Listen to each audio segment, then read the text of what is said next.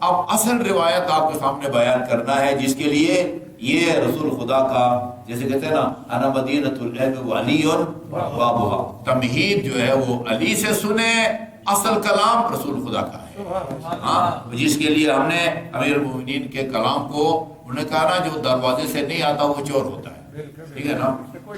اچھا جی،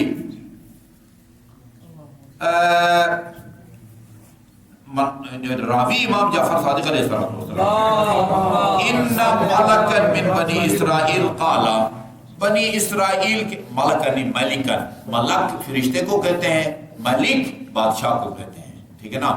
ملک فرشتہ ہو گیا، ملائکہ بھی اس کی جمع آتی ہے، املاک بھی اس کی جمع آتی ہے، ملک ایک فرشتہ، ملک ہاں کہتے ہیں نا ملک العلماء، علماء کا بادشاہ، ہاں۔ اچھا، لَأَبْنِيَنَّ مَدِينَةً لَا يَعِبُ أَحَدٌ، مدینہ ایک شہر تعمیر کروں گا جس میں کوئی انسان عیب تلاش نہیں کر سکے گا، سبحان اللہ۔ ایک ایسے شہر تعمیر کروں گا کہ جس میں کوئی شخص کوئی عیب کمزوری تلاش نہیں کر سکے گا۔ فَلَمَّا فَرِغَ مِن بِنَائِهَا، وہ اس شہر کی تعمیر سے جب یہ بادشاہ بنی اسرائیل کا فارغ ہوا، اجتمع رأیهم علی انہم لم یروا مثلها قط، وہ جتنے بھی لوگ تھے نا اس ملک کے، سب نے بالاتفاق یہ فیصلہ کیا کہ اس طرح کا شہر ہم نے نہیں دیکھا، نہ کبھی سنا ہے کہ کسی اور ملک میں اس طرح کا شہر جو ہے نا وہ تعمیر ہوا ہے۔ فقال له رجل، ایک بندہ جو ہے نا وہ بالول دانا کی طرح جو ہے نا، یا وہ اس نے کہا کہ لو آمنتنی علی نفسی اخبرتک بعیبھا،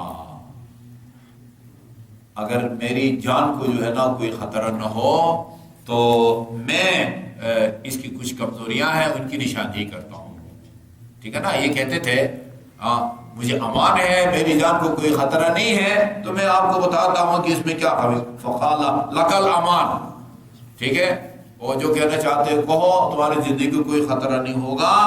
تو اس نے کہا کہ ایک نہیں دو عیب ہیں، اس شہر میں دو عیب ہیں، احدہما انک تہلک عنہا، معذرت کے ساتھ آپ اس دنیا سے رخصت ہو جائیں گے۔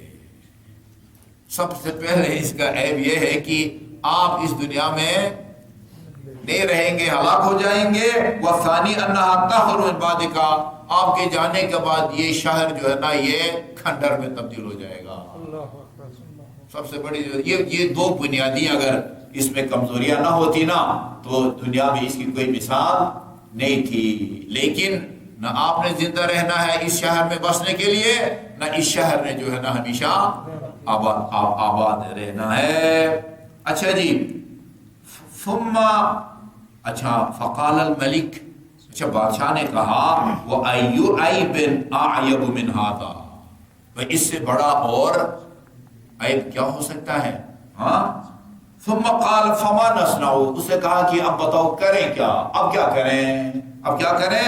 فقال تبنی ما یبقى ولا یفنا، ایسی بلڈنگ تعمیر کرو جو کبھی فنا و خراب نہ ہو، وتکون شابا لا تحرم ابدا، اور تو ہمیشہ جو ہے نا وہ جوان رہے گا اور کبھی بوڑھا بھی نہ ہوگا۔ فقال الملک لابنته ذلك، اس کی ایک ہوشیار بیٹی تھی، ملک نے کہا کہ بھئی فلان بندہ جو ہے نا اس طرح کی باتیں کرتا ہے۔ فقالت ما صدقك احد غیر من اہل مملکتک، بابا یہ پورا جو ہے نا وہ اہل وطن جو ہے نا وہ آپ کی ملک میں رہنے والے، ان میں سے یہ ایک بندہ ہے جس نے آپ کے سامنے سچ بولا ہے، باقی سب نے جو ہے نا وہ خوشامدی کی ہے، ٹھیک ہے جی۔